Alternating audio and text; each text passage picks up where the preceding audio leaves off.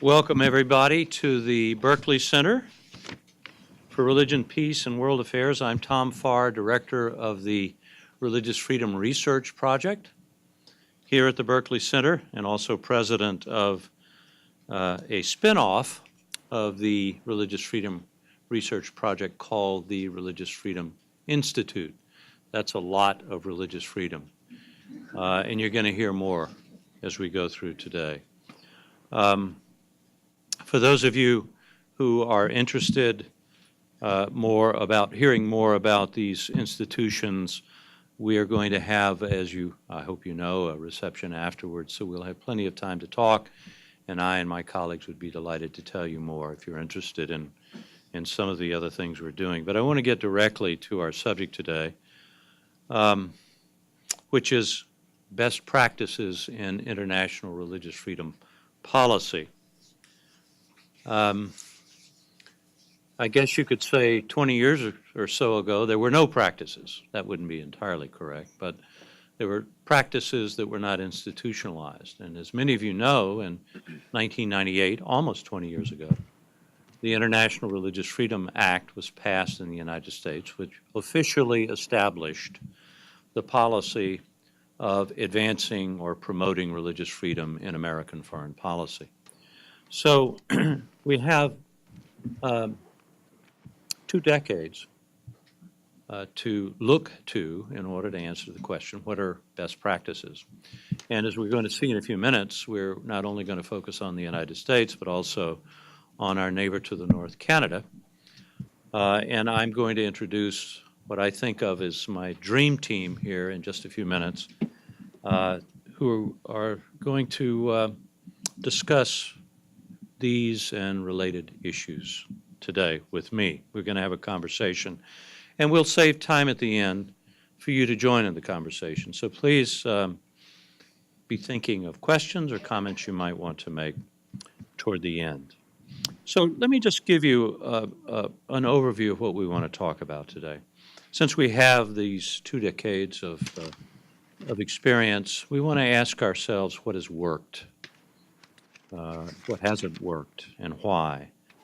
To what extent, I think this is a terribly important part of our discussion, not the only part of it, an important part of it. To what extent can international religious freedom policy serve the geopolitical and national security interests of the United States and Canada, or for that matter, any Western democracy, or if you like, any country in the world?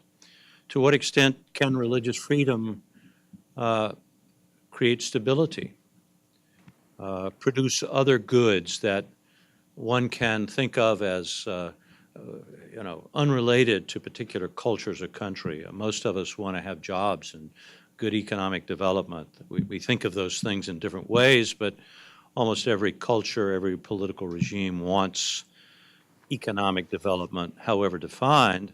Can religious freedom assist in that? Can it assist in issues like democratic development or political development and stability?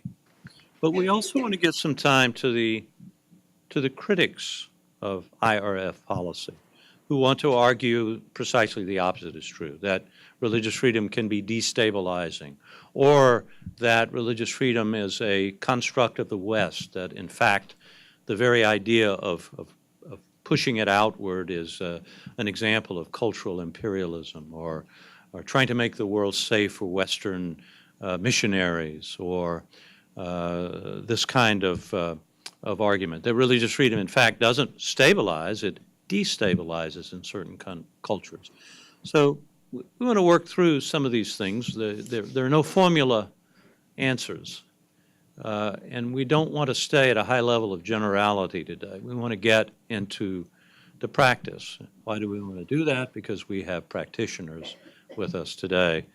And indeed, I would say 2 of the best ambassadors that have been out there. In the case of Andrew, it's a small field since he's the only Canadian ambassador, but more on him in just a moment. Now, before I introduce our panel, let me just give a little background for those in the room who may not know much, if anything, about the institutional. I mentioned the International Religious Freedom Act, the IRFA. I've never really liked that acronym, IRFA. It sounds like a cartoon character to me, but I can see from some of our younger guests here today, they don't even know what I'm talking about when I say that. So maybe bad acronyms have a shelf life. But the IRF office in the State Department has always bothered me, that way of putting it. It just sounds soft or something like that. David's not even laughing, so I'm not going to, I'll get off of that. In 1998, Congress passed unanimously, and President Clinton signed the International Religious Freedom Act. It created for the first time a requirement in U.S. law for the United States actually to promote religious freedom as part of its foreign policy. And to do this, it created a couple of mechanisms. One, and most importantly for our purposes today, was the Office of International Religious Freedom in the State Department, headed by a position which is or was at the time considered a very senior diplomatic official called an ambassador at large for international religious freedom. It's an ambassador at large is a term of art. It wasn't made up by this act. We've had ambassadors at large for decades in the State Department. Very senior official. And the idea was that this official would lead this policy at the head of an office in the State Department. In addition, it created an independent commission on international religious freedom. And one of the things we're going to talk about today a little bit is the interplay between these two organizations within the United States government. It also created I don't know if hortatory is the right word, a non-required position at the National Security Council called the NSC. I don't think it was actually given a title, but some administrations have appointed this official, some have not. So we might get into that a little bit. But you see that Congress wanted to establish an institutional framework to actually do this. So here we are, almost 20 years later. What has been done? So what I want to do now is turn to each of our guests, and I'm going to introduce them to you. We're going to start with Andrew and ask each of them to tell you a little bit about their overview of this issue, and then we're going to have a conversation about the best practices. So I'm going to introduce them to you in the order in which they will give their introductory comments. We're going to start with Ambassador Andrew Bennett, who's down at the end of the table here. The most important thing to say about Andrew, and I say this slightly with tongue-in-cheek, is the first, I'm not going to read these bios, you have them in front of you, is that he is a senior research fellow with the Religious Freedom Research Project here at the Berkley Center. Some might say it was a more important position for him to be the ambassador for religious freedom of the Canadian Foreign Ministry, but of course Andrew wouldn't say that, I'm sure. For the Harper government between 2013 and 2016, he represented the government of Canada, the people of Canada throughout the world in advancing religious freedom. He left that position when the new government was created. So Andrew will speak first when the new government was elected in 2016. He will speak first and give us a little bit of flavor for that. I want to introduce the others, Andrew, and then so we can go directly to them when you're finished. Next, we're going to go to my colleague, David Saperstein, who, as most, if not all of you know, was the last ambassador at large for religious freedom in the United States, serving under President Obama. He served for the last 2 years of the Obama administration. David was the fourth ambassador, is that right? Yeah, fourth ambassador at large. In the last 19 years, we've had 4. We've had 3 administrations prior to this one. He served, and if I might say so, laid some very important tracks that we will talk about today during the course of our conversation. I also want to point out that the current administration has not yet nominated an ambassador at large for religious freedom. Among other things that we do here is urge all administrations, including this one, to act with a bit more alacrity and to appoint this position more quickly. And one of the things we're going to talk about is what the qualifications for David's successor should be. I'll take this opportunity to point out that we have put out a set of recommendations to the Trump administration on this issue of international religious freedom. I have a few copies if you'd like one, but we also have it on our webpage. So second, we'll be speaking Ambassador David Saperstein, who I will also note is a senior research fellow with the Religious Freedom Research Project. And then finally, we're going to hear from Kristina Arriaga, who many of you know as formerly the director of the Beckett Fund for Religious Liberty, and who served in that position, I believe I'm correct, Kristina, for 10 years, which is where I first met her about 10 years ago, a little more than that. And today, Kristina is serving as a commissioner on the U.S. Commission of International Religious Freedom, one of the aforementioned institutions created by the International Religious Freedom Act. So with that, I'm going to turn to Ambassador Andrew Bennett for him to give us his overview and a little bit of the Canadian flavor for the subject today. Andrew. Thanks very much, Tom, and thank you again for the invitation to be on this very august panel. It's great to be with Kristina and with my old comrade in arms, David Saperstein. I want to present us with a couple of perspectives, and I'm obviously drawing on my having served as Canada's as yet one and only ambassador for religious freedom. I want to sort of frame my comments, obviously based on that experience, speak both at a general level about why religious freedom, why promote and advance religious freedom within foreign policy, but then provide you with some Canadian examples as to some challenges and some opportunities. Now, just by way of sort of extending what Tom was saying about the IRFA and the IRF office, in Canada we have a fairly similar popular culture to you down here in the United States, but our political culture is very different. We have different institutions, a very different way of governing, and so the Office of Religious Freedom that was located within the Department of Foreign Affairs was established in 2013 by the last government, not by statute, but rather by cabinet fiat, by an order in council. And in our system, one cabinet cannot bind a successor cabinet, fairly similar to what you have here in the United States. Unfortunately, in Canada, the question of religious freedom has become a very polarizing issue between the Conservative Party and the Liberal and New Democratic parties. And so when the Liberal Party came into power as a result of a majority government in 2015, they decided to allow the Office of Religion's first mandate to lapse, and then they promptly abolished it. So it's a bit of a different scenario. There's no statutory provision for an Office of Religious Freedom in Canada. So let me start off with what I think are three essential questions we have to answer if we are to commit ourselves to either advancing religious freedom or not advancing religious freedom as part of a country's foreign policy. And these are questions that I think we were perhaps maybe too implicitly asking ourselves or too obliquely asking ourselves in Canada. The first question is this: do we believe that democracy, justice, freedom, and human dignity are universally and objectively true and good? Yes or no? Do we see religious faith, freedom of belief, and free conscience as goods that are essential for human flourishing? Yes or no? Thirdly and finally, should liberal democracies be actively concerned with those who are suffering religious persecution in the same way that we are concerned with people who suffer persecution due to their political views, their social class, their sex, their race, etc.?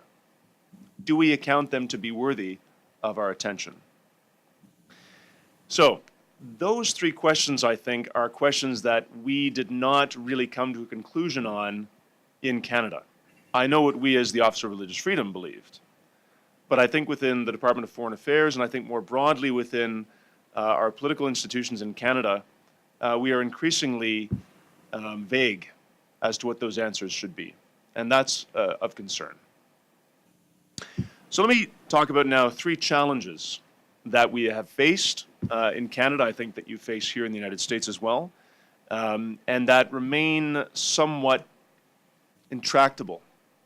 And we really need to find ways through these challenges if we are to commit ourselves to advancing religious freedom, if we want to do that. First of all, an ignorance of religious faith and traditions. This ignorance really exists, I think, in Canada amongst the political class and amongst opinion leaders in Canada. We might want to label these people liberal secular elites.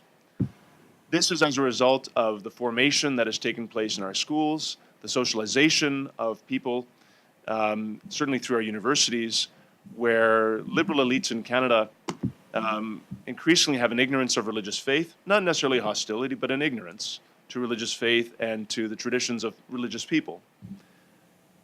This ignorance breeds, at times, a contempt for people of faith at home, and an indifference at best and a blindness at worst for the role of religious faith in the lives of most of humanity. The Pew Forum has, in their research, they've estimated that roughly 87% of the world's population adhere to a particular religious tradition, in some form to some degree. I want to illustrate this challenge, I want to read you just an excerpt from a recent opinion piece that was published by one of Canada's leading journalists, Neil MacDonald. Neil MacDonald used to be the head of the CBC Washington Bureau, very well-established Canadian journalist. And this is an opinion piece that he published on the CBC's website. The CBC, as you know, is like the BBC. It's Canada's public broadcaster, supported by taxpayers. And this is Mr. MacDonald's comment on the recent election of Andrew Scheer as the new leader of the Conservative Party in Canada. Mr. Scheer is a devout Catholic, also pro-life, but he's committed to not opening the abortion debate again in Canada. Mr. MacDonald casts certain aspersions on Mr. Scheer and then goes on to make this statement. To be clear here, I am all for a person's right to believe in whatever he or she desires, to embrace foundational myths of aliens or miracles or extreme positions of love or hatred, as long as it remains in a place of worship with the door closed. But it usually doesn't. Religion most often involves a deep commitment to telling other people how to live their lives. In the United States, and to a lesser extent in Canada, evangelical conservatives, both Roman Catholic and Protestant, are often a relentless and formidable political force. Many expect and obtain supplication from candidates for public office. They push for laws that amount to moral dictation, often using their tax-free status to amass funding for their activism. Their political lobbies want to force prayer back into school and replace or at least match the teaching of science with superstition. And then he goes on to further attack Christians. This is on the tax-funded public broadcaster.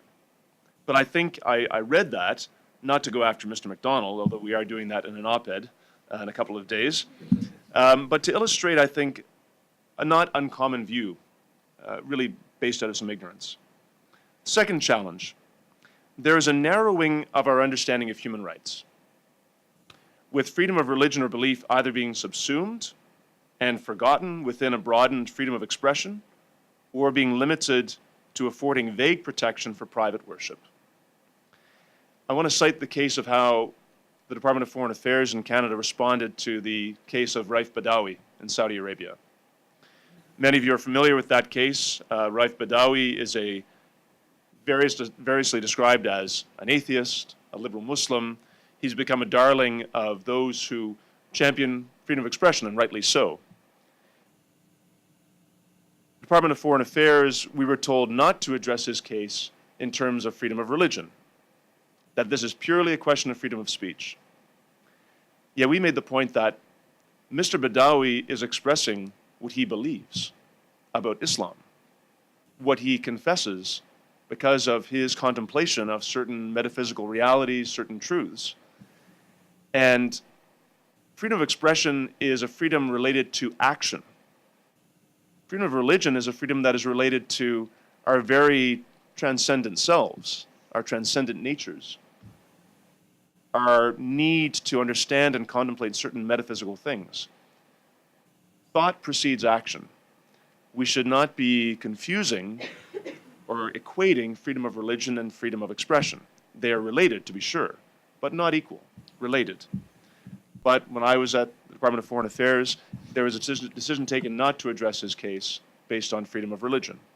It would only be on freedom of expression, which of course did a disservice to Mr. Badawi and made it much easier for us to engage the Saudis. The third challenge, the moral relativism that exists increasingly within the international order and the real or perceived retreat by the US from that order. And increasingly in Canada, even in the last number of days, there is this concern that the United States is retreating from the international order. Our Foreign Minister, Chrystia Freeland, gave a speech in Parliament today in which she signaled very strongly that Canada might have to fill the gap, go it alone, focus more on the need to increase our military spending to support our sovereignty and not to rely as much on the United States. The moral relativism that exists often leads to accepting what I would call morally flawed positions of gross human rights abusers and dictatorships such as Iran, China, Russia, and Saudi Arabia. Their views are often presented as simply another perspective, another view, whether it be on religious freedom, the rights of women, so forth. But these, I would argue, should not be treated equally as valid positions to be considered. There is deep moral flaws within them. No country is perfect. Canada is not perfect. The United States is not perfect. But liberal democracies, I think, with our institutions, where we have open debate, have a duty to robustly champion freedom, human rights, democracy, and the rule of law as objective goods, both within existing multilateral frameworks and also in our bilateral dealings. In Canada, increasingly the focus of the day has shifted away from support for religious freedom, other robust defending of specific human rights, towards a support for advancing inclusion and diversity, and encouraging countries to improve their records on being more inclusive and more diverse. However, unfortunately, this is being done without presenting within our Canadian foreign policy approach on inclusion and diversity a definition of exactly what those terms refer to. What do we mean by inclusion? What do we mean by diversity? Who are we including? What does that diversity consist of? Indeed, the current government is encouraging countries with whom they engage to come up with their own understanding of inclusion and diversity and to reflect that back to Canada, reflect it back to the world. You can only imagine how Russia, Iran, or Saudi Arabia might choose to take up that challenge of expressing what they see as being inclusion or diversity. So let me move on now finally to three opportunities that we have. There are opportunities now both in Canada and the United States to draw upon the rapidly expanding literature on and expertise in the intersection of religion and international relations. And yes, this is a bit of a plug for the Religious Freedom Research Project, the RFI, Berkley Center. This increasing research and work that's being done enables us to develop much more robust training for foreign policy actors, specifically diplomats. Such training should focus on not just the importance of religious freedom, but also on what is religious faith and how does it guide people's economic, social, and political actions. So I think that's one opportunity we can seize. Improved and more robust training for practitioners of foreign policy. This is something that we advocated in Canada. We had two very effective cycles of training within the Canadian School of the Foreign Service, and I know there are efforts underway here in the United States, in the United Kingdom, and elsewhere. Now, despite the actions of Her Majesty's Canadian government, we do have a growing number of states and superstate bodies, such as the EU, that are committed to defending religious freedom. This provides us with an opportunity for more coordinated action. Yet, action needs to be the order of the day, not endless consultation. Diplomats like that, and they feel that that actually brings about significant progress. But as we can see with institutions such as the International Contact Group on Freedom of Religion that Ambassador Saperstein and I were involved in, the International Panel on Parliamentarians for Freedom of Religion and Belief, the Commonwealth Initiative for Freedom of Religion or Belief, these are great opportunities to have an action-based approach to religious freedom. Finally, third opportunity that we have. In Canada, as in this country, the significant migration of members of persecuted faith communities and their arrival in Canada and also in the United States and their corresponding integration into an ethnically and religiously diverse community offers us tremendous opportunities for deeper engagement with them, leading to more informed policy making if we would but reach out to them and both their clerical and their lay leaderships. Whether we're speaking about the Yazidis, Chaldean Christians, Rohingya Muslims, whoever they might be that are coming to our shores, their historical, political, and theological insights have the capacity to shape a more nuanced, informed, and effective foreign policy. We embarked upon an interesting program within our office to bring together Eastern Christians from these ancient apostolic churches, whether we're speaking of Chaldeans, Syriac Orthodox, Syriac Catholic, the Assyrian Church of the East, with the Jewish community in Canada. The Jewish community was very concerned about the persecution of Christians. And they said, very tellingly, Sunday follows Saturday. We've been there. We understand what you're going through. Let us help you. And now there's this wonderful dialogue between the Jewish community in Canada and these ancient apostolic churches who they've discovered anew, these Semitic Christians. And so now we have this wonderful opportunity that has been brought about out of tragedy to bring these communities together for the good of Canada and for the good of policy makers and leaders to shape how we approach these very difficult issues. Thank you. Okay, great. Thank you, Andrew. 3 good recommendations there. We're going to come back to those in particular. David. We, of course, consider those ancient apostolic churches newcomers on the scene, but each their own. We had good teaching. Here, I wanted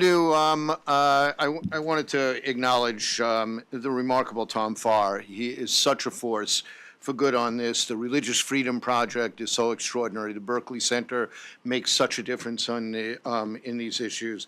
And I'm really delighted to be with my 2 extraordinary colleagues who are such key leaders in this effort.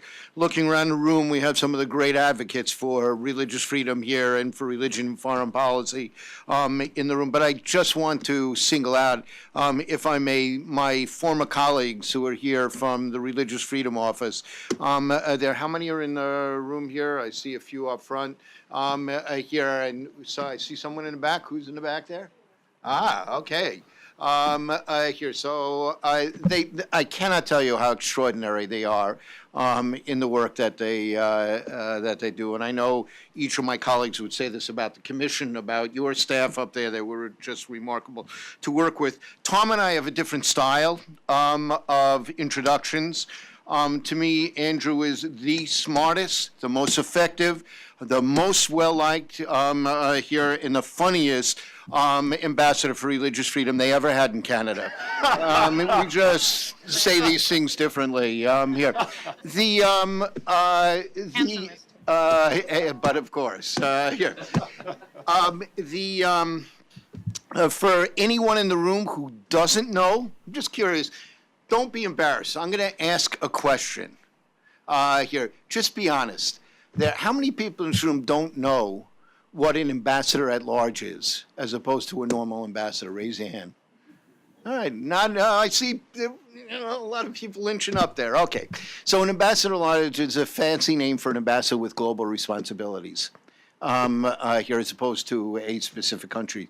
And there are about 6 of them at the State Department, each in different areas of responsibility: global women's issues, global health issues, drugs, terrorism, human trafficking, and the Religious Freedom Office that I was honored to run.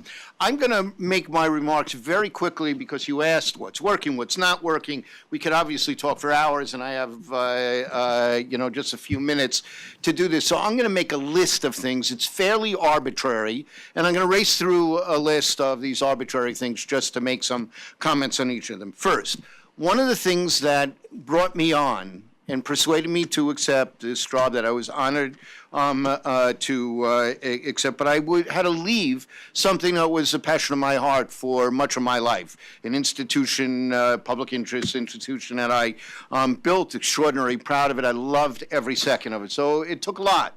But one of the things was that I was promised fairly high access at the State Department whenever I wanted it, and structural access by being invited to not just the larger senior staff meeting, but one of the smaller senior staff meetings where we engage with the secretary or the deputy secretary on an ongoing basis, able to make sure our issues were integrated into the discussion at the State Department, offer our views beyond the particular issue that we were working on.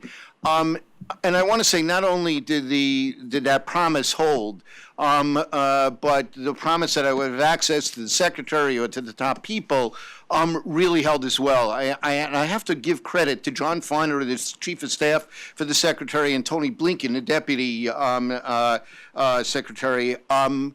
Here, I don't think I ever wrote a note, which I did some regularity, up to the so-called 7th floor, where the secretary and staff are, up to one of the two of them that I didn't hear back in 2 years in half an hour. It is no false modesty to say I could not have done that. I don't know how they did it. Here, they are so overwhelmed. They are amongst the busiest people I've ever met. They could not have been more interested, more responsive, more supportive of that. One of the problems is how you legislate that in the future, because it made a real difference in our work, and it's a real challenge for us. The new bill, the Frank Wolf bill, designates the AAL, the ambassador at large, to be a direct report to the secretary. But just because technically you're a direct report doesn't mean you actually report physically to the secretary. It requires the commitment of the secretary. I'm going to come back to the secretary's commitment in a minute. Here. So secondly, here, was it right to separate out a religious freedom office from the human rights office more broadly? This is a debate both of us face. With Andrew's remarkable work, that's what the Canadian government did. When they ended that position, they didn't do away with their work on religious freedom. They argued it should be integrated more fully into the broader human rights work and integrated to the broader human rights work. Not a specious argument.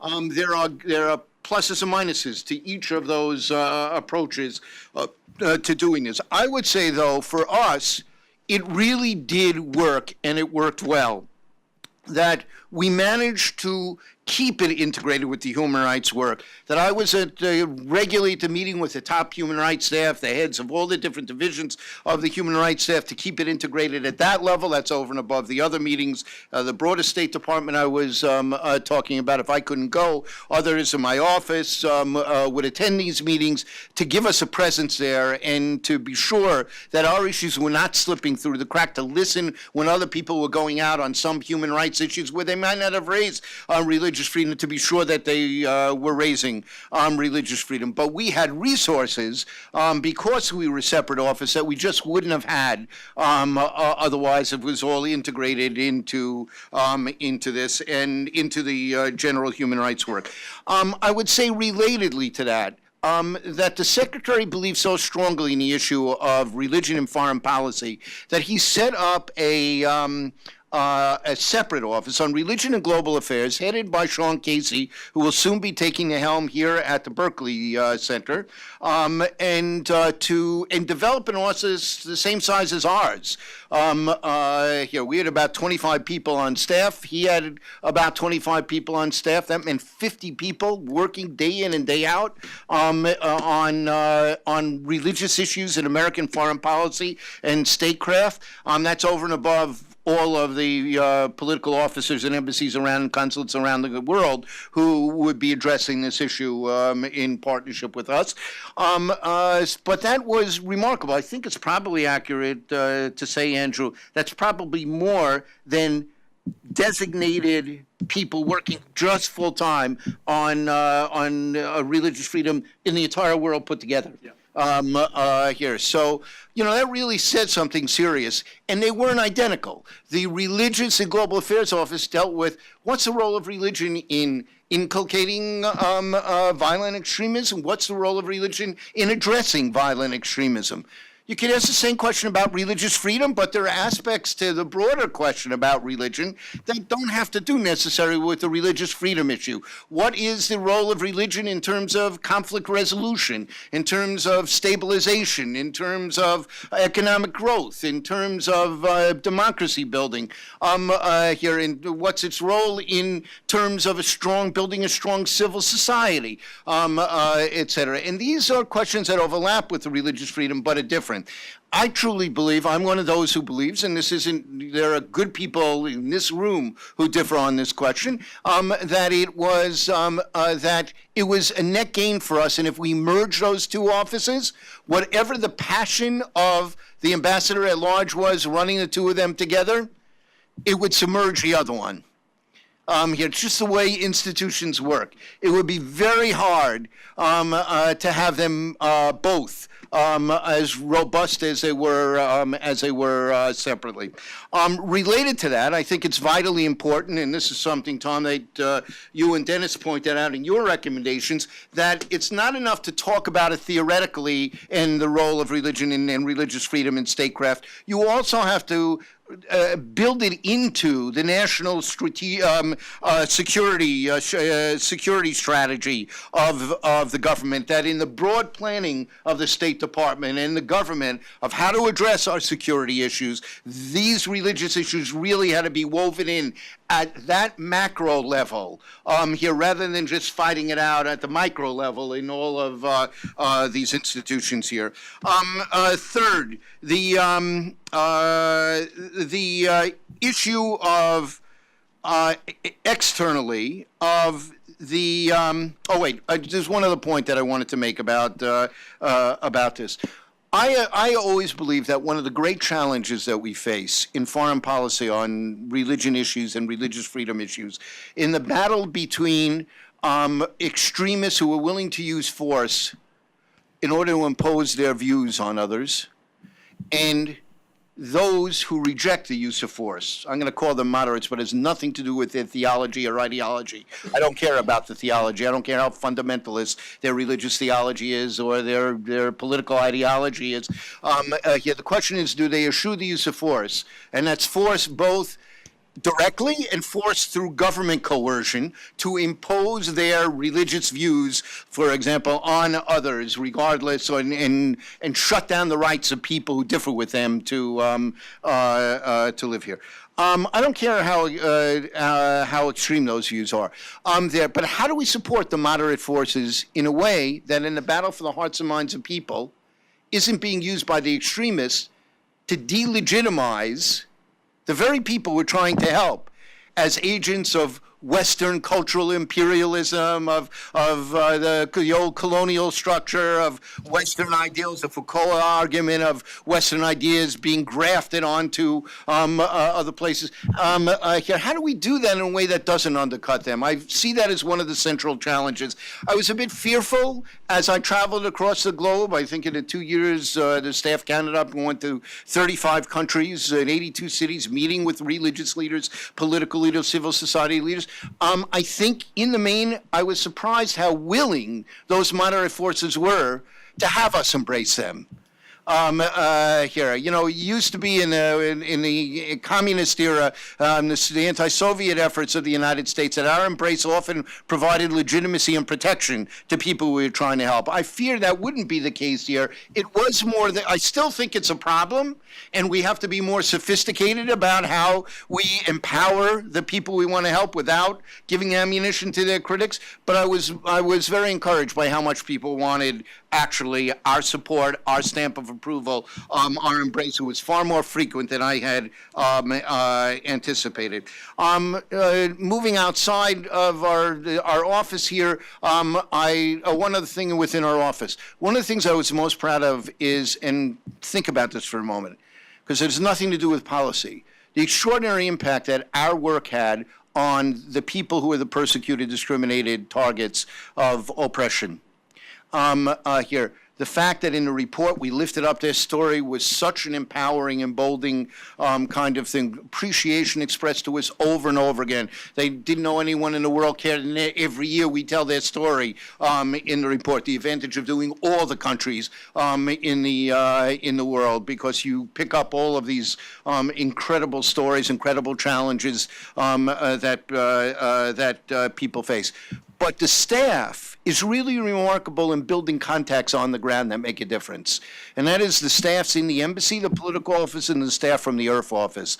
And sometimes that makes a difference in life and death to people. The fact that we're able to find out what's going on, we hear directly, quickly from these people, it really does matter. And I would like to actually find a way to systematically build that up. Here. I can lift up a number of best practices, but I'm not sure it's universal across the way. And I would say the same is true in the Human Rights Office more broadly. Some people cultivated that, nurtured that. Here, others more focused on the policy pieces, but I think it's vitally important that we nurture that as much as possible. Here, the watch list. You know, I think most of you know the structure of the bill calls for those countries that agree that they engage in systemic, egregious, ongoing forms of religious persecution can be declared to be a country of particular concern. If they are, then the Secretary has to decide what to do about it. Here now, in the new legislation, there's also a watch list that the Congress has mandated for us, but they did not put what the criteria were to be on the watch list. So my colleagues are going to have a very interesting exercise that will involve everyone in the State Department, the legal office, the 7th floor, to decide what are the standards that will get people on or off the watch list. Here, we need to watch that, and it is an issue of major concern. Next, the issue of training. I'm really proud of the expanded training that we did during that time, that I would say we began regional trainings all over the world. I don't know whether you know this, the State Department actually has training facilities in different areas of the world. And we were doing training, and it makes a difference. It's one thing to learn in the FSI school, and the legislation makes it mandatory now they be trained in the FSI rather than voluntary that they be trained.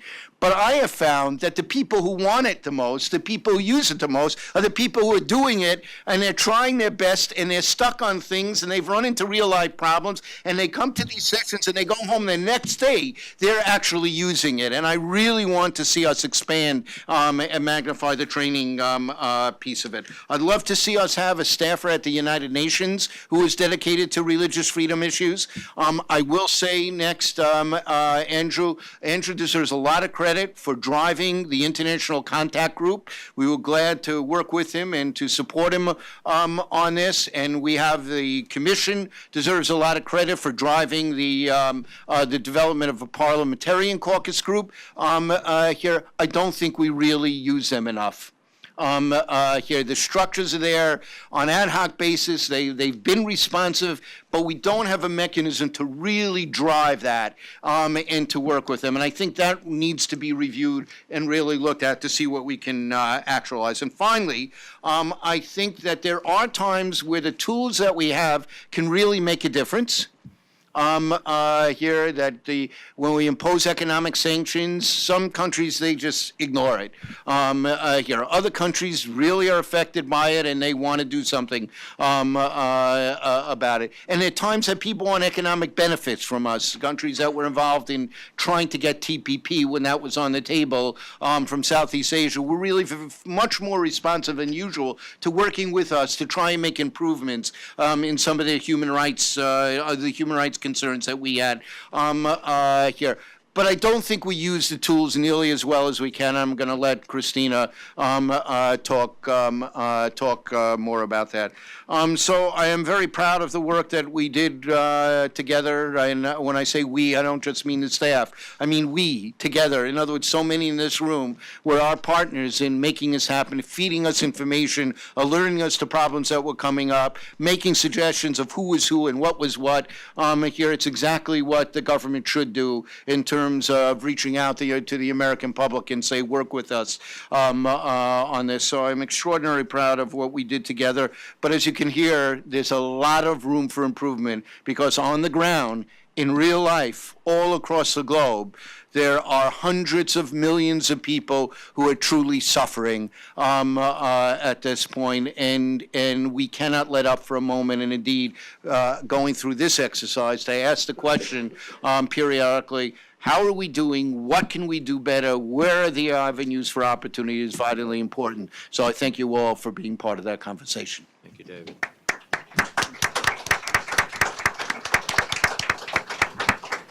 Kristina?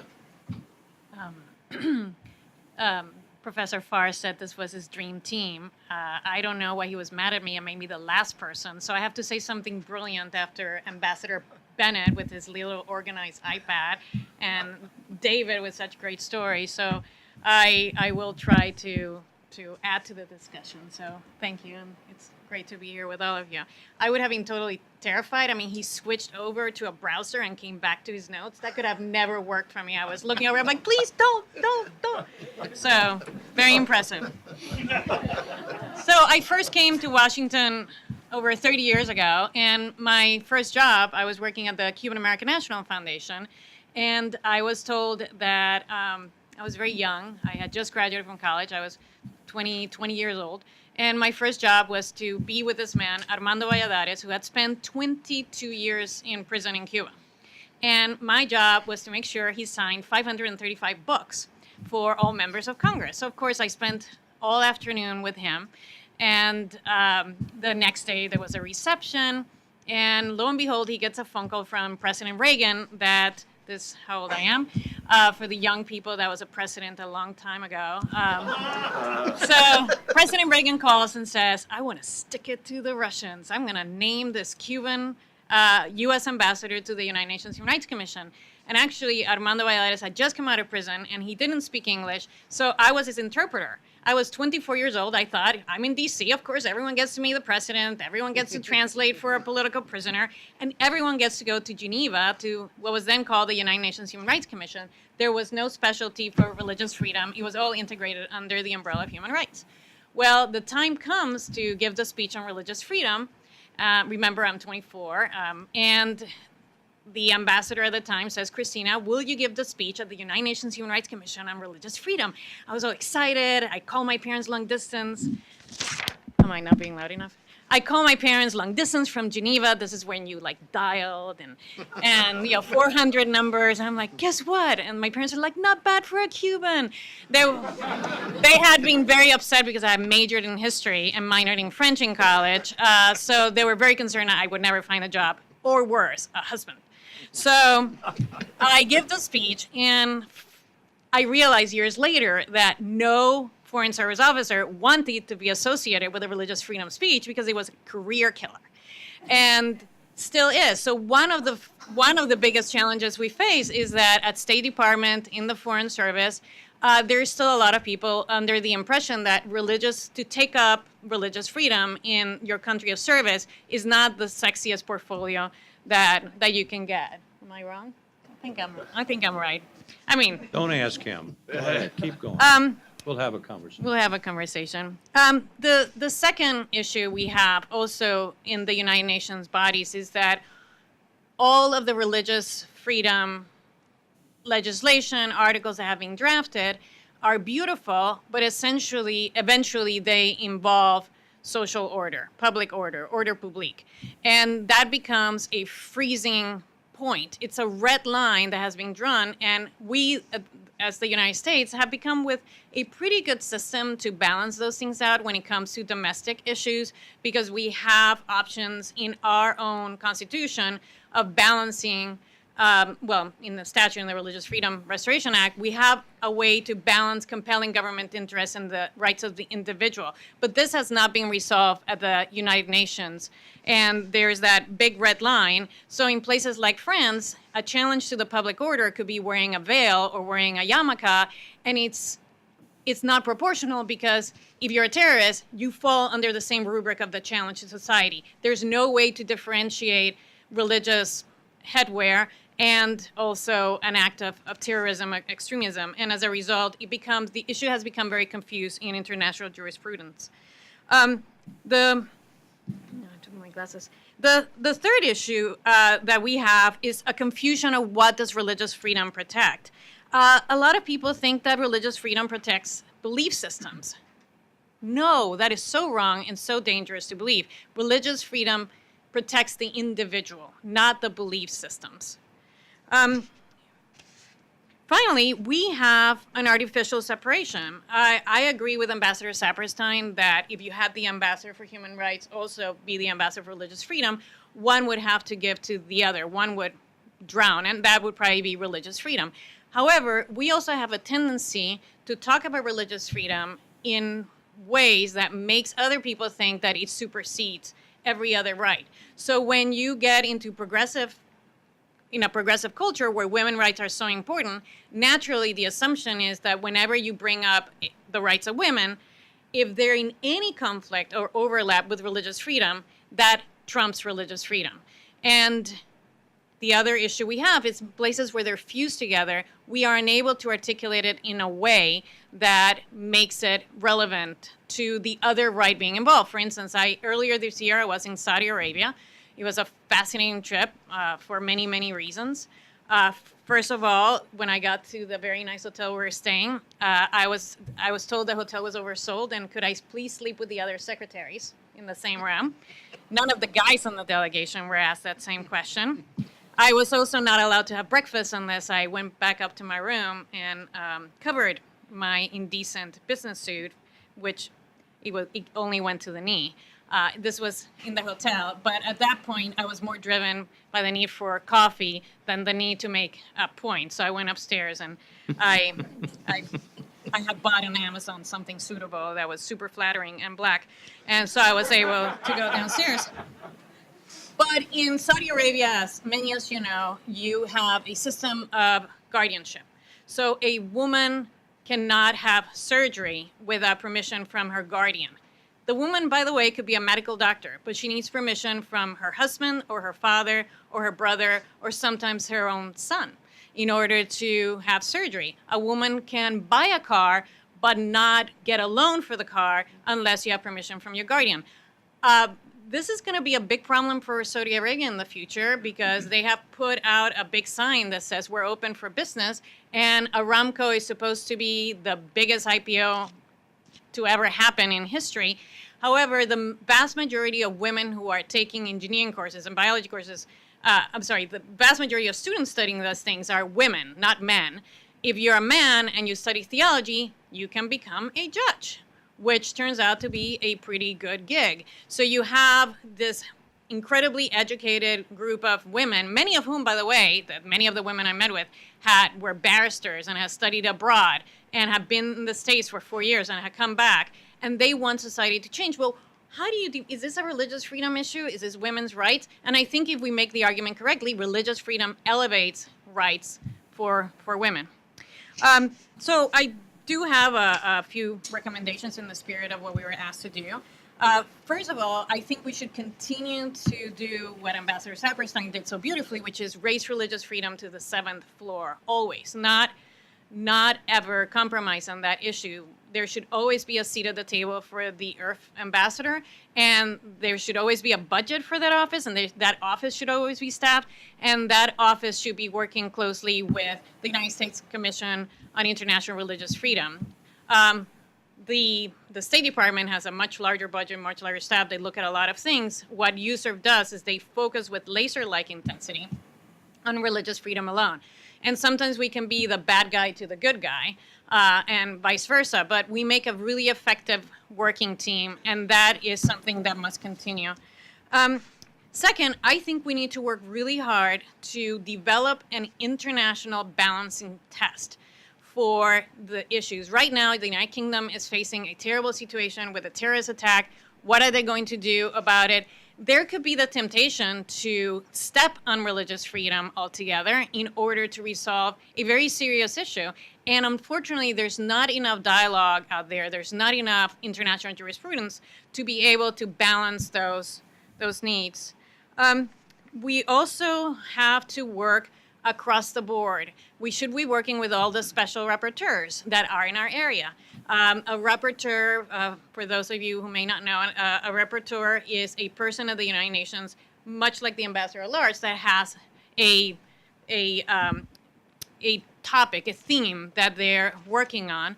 Right now, the Special Rapporteur for Religious Freedom is a super interesting man. His name is Ahmed Shahid, and he comes from the Maldives, and he's an apostate in the Maldives. So he's now sort of a refugee in the United Kingdom. And I think he's a person that has suffered because of his religious beliefs, and is a person who's keenly interested. How many staff do you think he has? None. He has no staff assigned by the United Nations. I think they give him half a secretary, maybe. He has 2 independent researchers at the City University of New York. He's surrounded by people who are passionate about the topic, but we should be pushing to provide resources, or push to provide resources for the staff. I think that technology is something that would increase FORB literacy tremendously. The use of social media is something that I often speak about with groups. I mean, there is an enormous world out there that lives in Twitter, and we should all be taking advantage of it. You're good at it. You're good too. I'm sorry. I didn't mean to single. That's not the good guy. I mean, you have the iPad and everything. So this is something that we should engage more. And the reason is that in many countries, this is the only access to information and the internet, and we just need to be pushing the information out there. I also wanted to talk about economic sanctions, as Ambassador Saperstein mentioned. There has been, I think, a great deal of hesitation to look at the kind of economic assistance we're giving a particular country and then tying it to expectations on human rights. Come on, it's basic. Granted, there are places, for instance, you could argue Iran has nuclear weapons, where this is not very cool when you bring up the plight of the Baha'i. Well, we should all be principled citizens, and we should be talking about problems at the same time we're talking about other issues. And this is unique in the sense that we, as people who are in the religious freedom world, if we need to hold our White House always, always, always responsible for meeting with religious freedom advocates in the country, meeting with victims, and making the point to bring out the plight of those who are suffering because of their religious beliefs. The Millennial Challenge Corporation was, for instance, a program started by the Bush administration where we give millions and millions and millions and millions of dollars to all these countries who have sort of an iffy human rights record and a terrible religious freedom record. Well, one of the measures to find out whether a country qualifies for that assistance is religious freedom. But I guarantee no one in that office wants to raise their hand and bring it up. It's like, hey, have we looked at the religious freedom record in this country? It's not popular. They're not empowered to do so. The final problem that I think we face, and we all at one point or another feel this way, is that the problem is too large, and it is impossible to do anything about it. Well, that's not true. As was mentioned earlier, bringing up the personalizing, humanizing, and dramatizing the plight of these people is something that is not only something we should do. Frankly, we live in freedom. I believe it is our right to live according to our deeply held convictions, and I believe in America it's our duty to defend that right, not only for ourselves, in Canada too, not only for ourselves, but for others. Finally, Ambassador Saperstein got to recognize his staff. I would love for the USERV staff to raise their hands. These are people, you see, a lot of them. These are people who are in the trenches every day. Commissioners work. It's a part-time job. It's a volunteer job. It's a privilege to serve. But they're in the grind every single day, fighting and by name for individuals whose rights are being violated. In closing, and thank you. Thank you for your service for many, many years. In closing, each one of the commissioners this year has adopted a prisoner of conscience, someone who is suffering because of their religious beliefs. I have the privilege and the honor to be advocating for two Baha'i women who are currently in prison. They're part of the Yaran of the Baha'i Seven. These were individuals who remarkably, because Baha'is don't have access to higher education, they were the leaders in Iran starting an underground college. And they did such a beautiful job with this college that was conducted in basements of and kitchens of families in the underground, that some of these kids have been accepted to Columbia University, to Oxford University. Regrettably, about 10 years ago, well, 9 years ago, because I'm hoping to meet them next year, 9 years ago, they were sentenced to concurrent sentences, so they should end their sentences sometime next year. I have committed to saying their names every time I speak. Most unfortunately, I practice saying it, and somehow I always manage to get it quasi wrong. But it's Mavesh Savad and Fariba Kamalabadi. Was I close?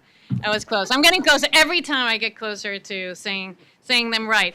But to my surprise and delight, Fariba found out that the commission was doing this, and she sent me an arts and crafts she had made in prison. So I have committed next year not to make an arts and craft because I'm not very crafty, but I'm committed to give her a gift. I'm hoping she can come here to Washington, D.C. to receive it. So elevating the stories of individuals is something that we can all do. Life is short and it's precious. We only get one. We live in freedom.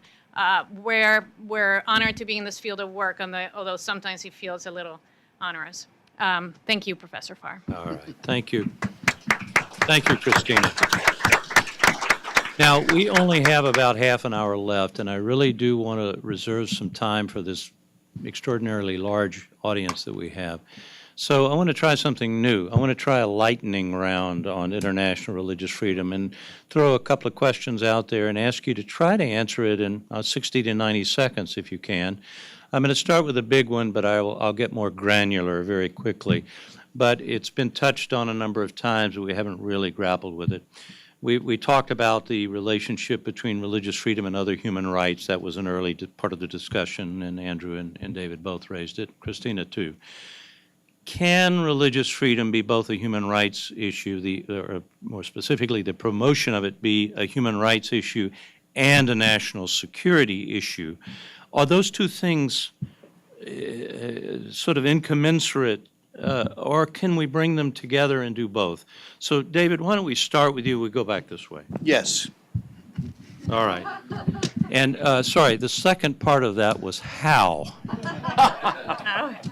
Are there institutional changes you would make if you could, if you had the authority, the resources? I indicated that I think at a government-wide level, our national security strategy needs to actually absorb this and articulate its role in that strategy, because that sends signals throughout the throughout the system. The same is true with the quadrennial plan that the State Department comes up with. These long-range planning assessments of the different branches of government, I really would try to focus on them and ask the secretaries to request that these issues be addressed within the context of these battles. I think that RGA did a pretty good job of really trying to engage the various offices throughout the State Department on on these issues. That's one of the reasons I'd like to see it continued in that work. And there are a lot of people, Doug Johnson sitting here, a lot of people in the in civil society realm who really engage with these issues as well here. So. Okay, right. Good, thank you. Kristina, human rights, national security, can you do both with this? Oh, absolutely. Did you give me the hairy eye because I was appointed by the speaker and I should know more about the I think, yes, absolutely. And something that David Saperstein did so great was not only bipartisanship, but reaching out to every single religious group, but nationals. It is well documented that countries that respect religious freedom are much more stable. They make better trading partners. There is much better national security because they allow what you call moderates earlier in the conversation, to have a serious and real dialogue with not only government entities, but within their own communities. Great. Andrew? Now, you can probably see my Canadian passport, and you probably know what this means. It means that we're universally loved. At least that's what our Prime Minister tells us. And so I would say that I agree with you. Yes, there is a need to focus both on the human rights perspective and the national security perspective. But I think in Canada, there is this sense that religious freedom is not part of that equation on security. Partly because we don't want to talk about religion. Religion should not be part of public policy, and it should certainly not be seen as part of foreign policy. And so I think there's an unease in our context around actually how do we do that. Plus, we have a different structure where it's never been a factor, as it has been in the United States, connecting religious freedom policy to national security policy. So it's not, we didn't get to that point in Canada where we gave any real thought to it, and I think that's really been put on the back burner now. But, it should be self-evident, Andrew, that you cannot have the kind of stability that's a sine qua non for democracy and economic growth and advancement of a civilization if it's torn apart by sectarian strife here. And when you drive religious expression of segments underground, it leaves a segment of your population filled with the kind of frustration and despair that becomes a fertile field for extremists to try and recruit from and mobilize. How do they deal with it? How do they think about that kind of question again? Well, this is, I think, an increasing challenge that we have, this question of an atomization of our society in Canada, a marginalization of people of faith. Two things happen. One is you push the darkness into the darkness even further, and it just develops there, and then you have problems, big problems. Now, that's a minority issue, I think. The bigger problem is that people of faith feel that I can't contribute to the public square. I'm cast out of the public square. Therefore, I'm somehow less a citizen. That I think is a greater challenge. We see it in countries that we're dealing with, where you're a member of a minority community, a minority religious community, you can't participate fully in society. I think increasingly we're seeing that trend in both our countries for those that choose to disagree with the zeitgeist around a whole range of issues. You can't express yourself whether you want to exercise your conscience in a particular way. And so I think in many ways, our inability to comprehend religion in public is coming home to roost. Let me just give you 3 quick points from one of our senior fellows, Naile Saya, at the State University of New York, who has studied from the point of view of an empirical studies the relationship between religious freedom and religious persecution on the one hand and religion-related violence on the other. He had 10 things that he presented in a meeting that we had on this issue in the National Security Council. Number 1, countries with low levels of religious restrictions are free from religious terrorism 99% of the time. That is to say, generating it from within, not necessarily free from without. Religious attacks occurred in populous countries with high religious restrictions with over 95% likelihood.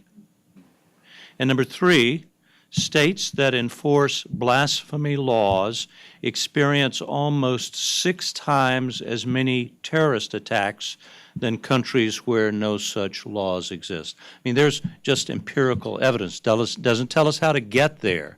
But for those skeptical citizens or government officials who say, no, this should have nothing properly to do with national security, I think there are answers to that. David?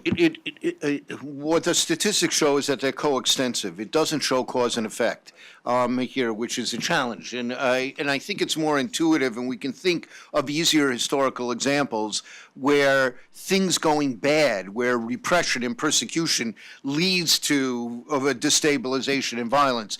It's a little bit harder in the short run to actually give examples of the positive trend here. It's much harder to say a country that did not provide freedom moved in the direction of freedom, and and the impact in the first few years was felt in terms of stabilization. Very often, lifting some of the restraints that a repressive regime puts out actually allows not only the good forces to be free, but the bad forces to be free, which complicates everything. If you look in the sweep of history, I think what the United States government did in training and investing in through its programmatic work at the State Department, through USAID, but also the Human Rights Division and the IRF office and the programmatic resources we had in countries like Burma and Sri Lanka, and I'm putting aside the Rohingya issue, a very serious issue, but putting it aside for a moment here, that it took 20 years of investing in civil society until the conditions were right,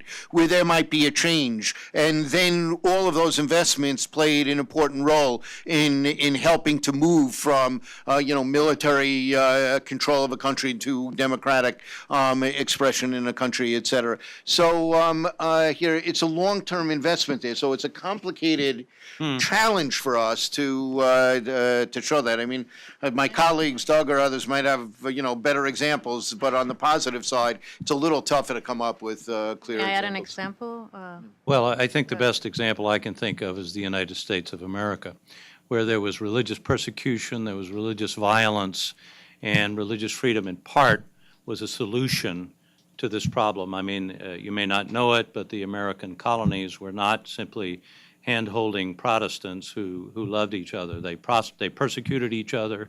There were hangings. There were actually tortures. It took 120 years to get to a point that the establishment Quite right. dropped, Quite right. et cetera. That's my Quite right. point about this. I would say that the guy that I cited is arguing that it's not simply correlations, that there is a distinct causative factor with respect to religious freedom alone, not democracy, not simply the accoutrements of democracy, not even the existence of civil society, but religious Nidley, you freedom. said his name is? Yeah, I'll Here? give you his stuff.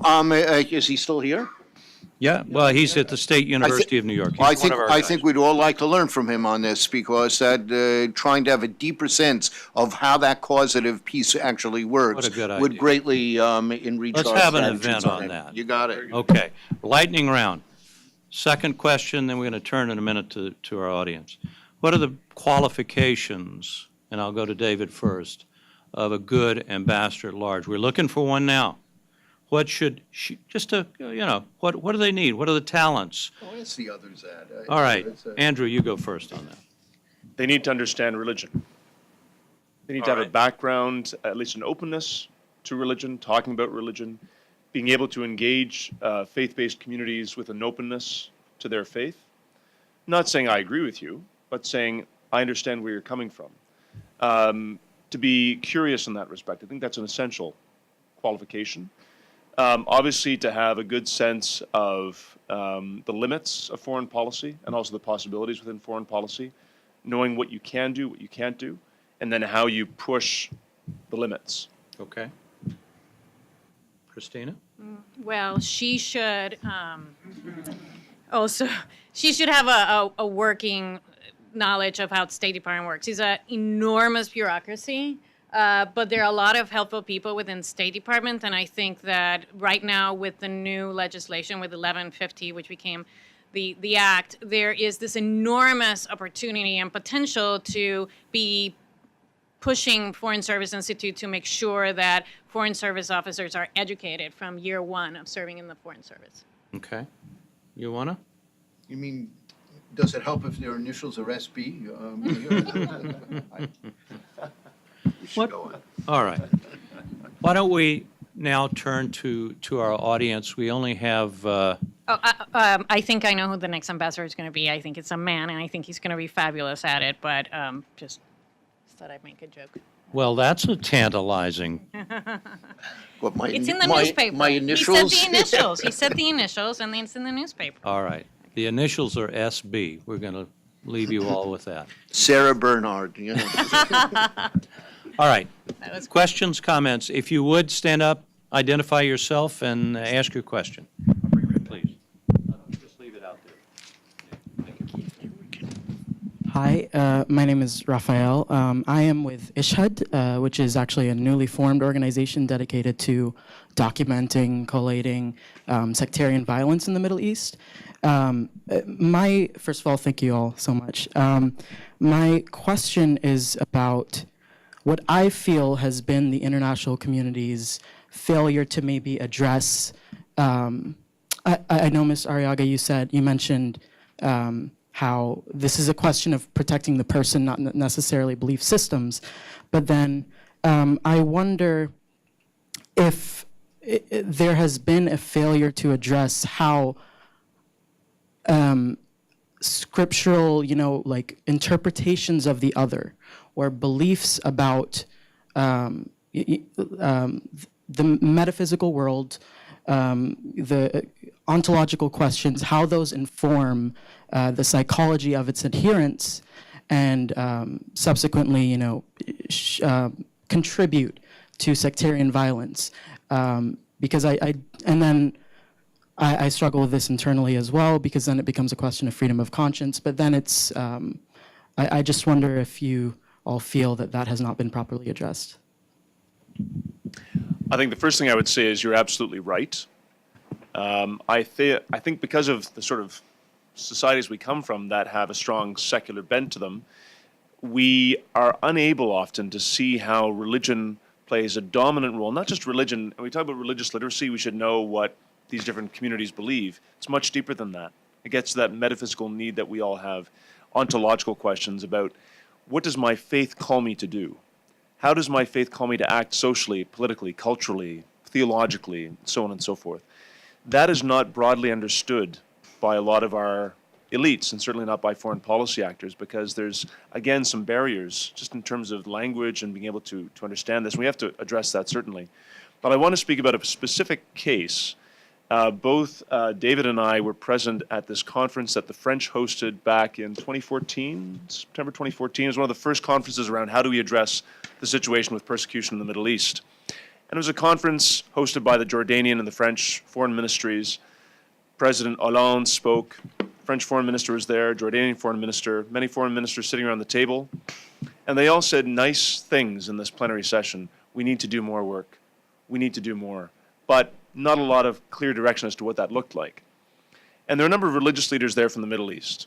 And one of them was this particular Ayatollah from Najaf in Iraq, and he was the delegate for Grand Ayatollah Ali al-Sistani. And he sat there, and in his remarks he said, all of you are speaking here as if the issue is not Islam. The issue is Islam. You are being brought into this debate within Islam around interpretation, hermeneutic, exegesis, so on and so forth, and you do not know how to address it. And that was a very powerful statement. He hopped on that elephant in the room and rode it around for a little while, and everybody was shocked because they didn't know how to address that. And that lack of engagement, the ability to engage that type of statement, is a challenge. But a caution about this, and I think we're on the same place on this. Governments have to be careful about picking and choosing religious messages that they like. It's what I said before, for a whole variety of reasons. It's not the position of government to be doing that. Secondly, and it can have a corrosive effect both on religion and government once it begins to pick that up. Think of how many governments that have moved in a repressive direction have done it trying to control religion and religious expressions in their country. Here. Secondly, it's a danger I warned about before of our embrace of a particular religious message, which can often be used by the critics to say it's not authentic. It's a Western. They're puppets of the Americans. They're puppets of the Christians and the Jews, or of American Muslims, or whatever it is. Here, so we have to be careful in that regard. Our job is to kind of quietly, very often, just empower those groups to do the job themselves. So, for example, the international attention to the Marrakesh Declaration, where Muslim scholars from all over Africa and the Middle East got together to issue a declaration about what Islam says about the protection of religious minorities in Muslim-majority countries. Or, and the quiet work we did to try and help them, stand up on their own and to run with this without our control, control of it as an authentic expression of where they were. In my travels, I found forces like that in Indonesia, in Bangladesh, and they had never met each other. In other words, the Marrakesh people had never met the Bangladesh people doing the same work, never met the Indonesia people. We quietly put people together and let them go on their own here and then work on their own about it. The ways that we can play a very helpful role, but I think we have to be careful about, even no matter how tempting that low-hanging fruit is, of we love that message, of embracing it and saying this is the authentic interpretation of Islam or Judaism or Islam or Hinduism or Buddhism. It really takes you down a dangerous path when governments start making those David, if I might just, Andrew, I heard you say a couple of different things. One, we shouldn't do it, and then you said we should do it. That's what I heard. In fact, if the United States government should stay out of trying to influence other people's religious beliefs, then we shouldn't be encouraging the people that are doing the Marrakesh Declaration or the letter to al-Baghdadi. In fact, we are choosing those that we believe can produce the outcomes that we wish, in this case, religious freedom, peace, stability, and so forth. I thought I heard you posing sort of a constitutional objection, or at least a normative objection to the United States government being involved. But in the end, you did one. There's a fine line between saying we're going to help all civil society entities, including religious entities, that stand for certain principles, that are supporting democracy, that are supporting tolerance and protection of minorities in a country, which includes religious entities, and another for us to endorse a particular form of religion. It's a fine line. We have that line domestically. In other words, we will have the government cannot give money directly to religious missionizing or religious worship or anything like that, but it can treat in social service projects and educational some educational efforts, things with helping civil society that would include those groups. So here we just don't. We don't support the invest in the inculcation of religious ideas, but as a social entity in a country, we can support it for its commitment to democracy and tolerance and stabilization, et cetera. So I acknowledge it's a fuzzy line distinguishing the two, but it's one that it's been very helpful for us to draw over the decades. Andrew, you wanted to. Yeah, just coming back on this point, I think even before we get to that point, and this is what my concern is, and this is why training is so essential, not just on religious literacy, but faith literacy. I mean, my colleagues in the Department of Foreign Affairs, very well educated, master's level, PhD level, they could tell you that there are Sunni and Shia Muslims. But as soon as you start using very common language around Islam, Hadith, Sunnah, Ummah, they don't know what you're talking about. And these are the people that are over in our missions engaging these issues. When Mosul fell, and we were saying we need to take action because these minorities are going to be slaughtered. We need to help those Muslims that are opposed to ISIS. We need to help Yazidis and Mandeans and the Christians. And they said, Yazidis, Mandeans, who are they? And I tried to explain it. They said, oh, we understand Christians like Lutherans and Presbyterians and Catholics. I said, no. That's not who these people are.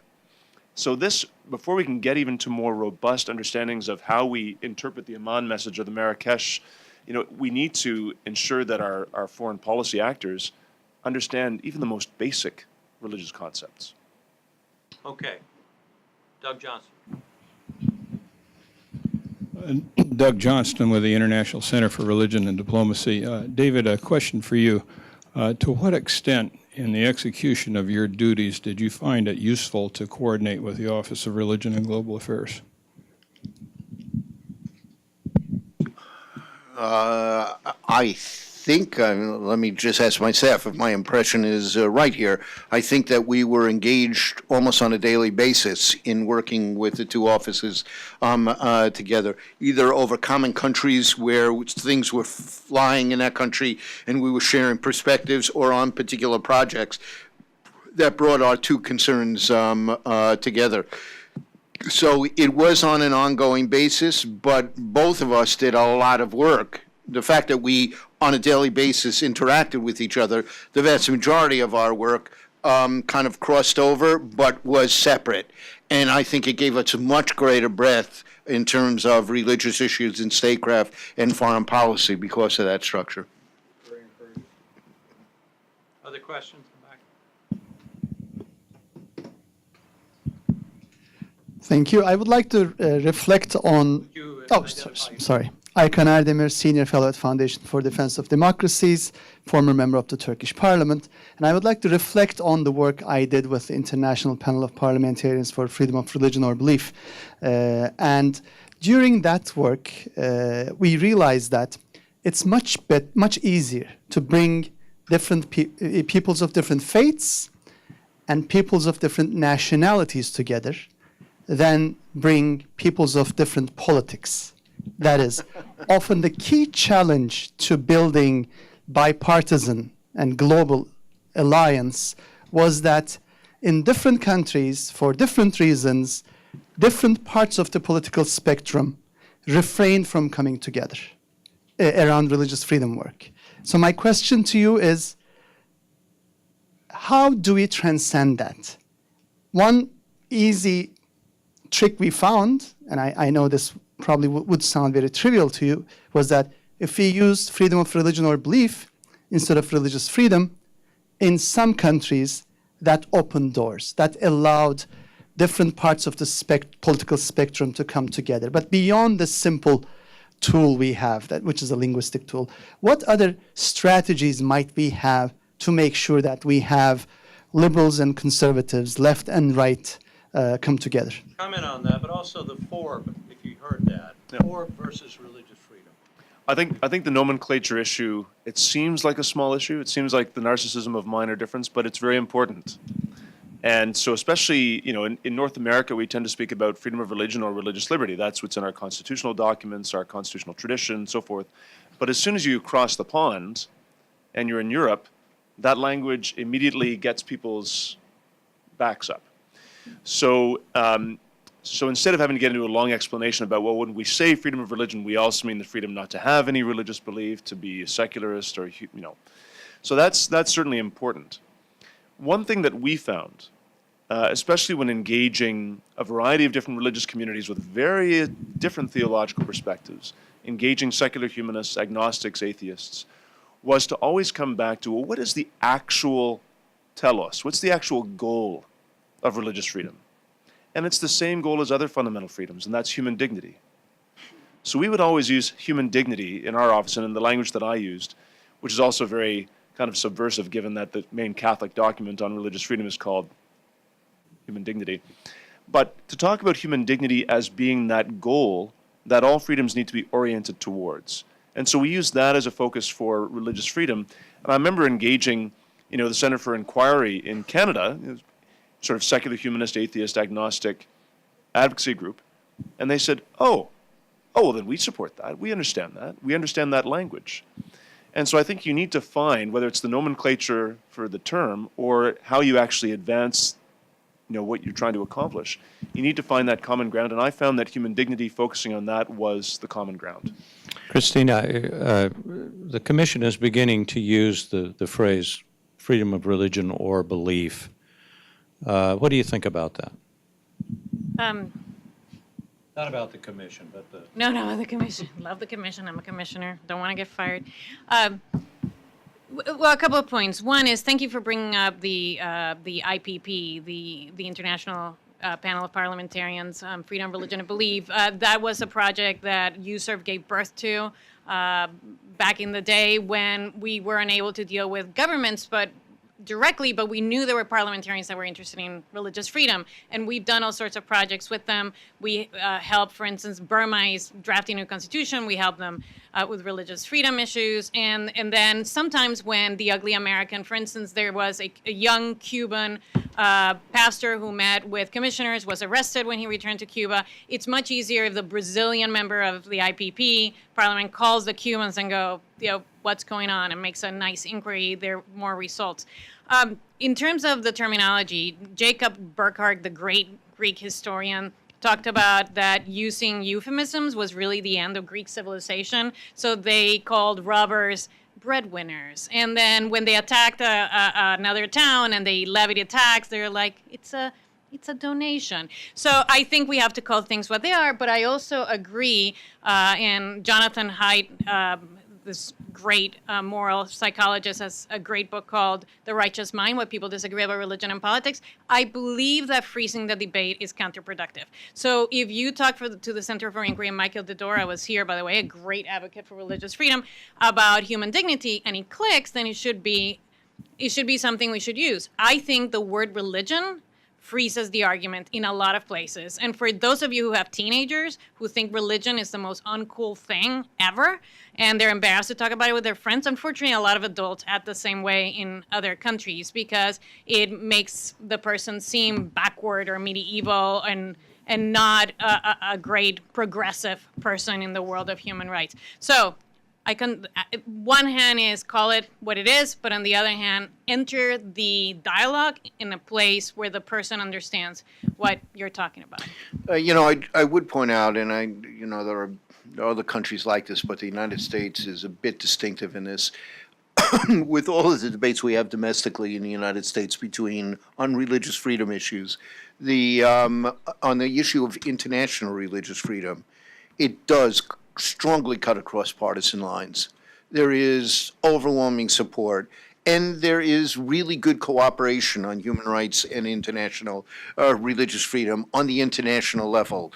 I'm not sure what lessons to learn from that would be applicable to other countries, where religion is often used as a tool for political gain. And I'm not saying in the United States it's never, but international religious freedom tends not to be. And it is something that brings people together, and I wish there was some way to export that way of thinking about it at a global level.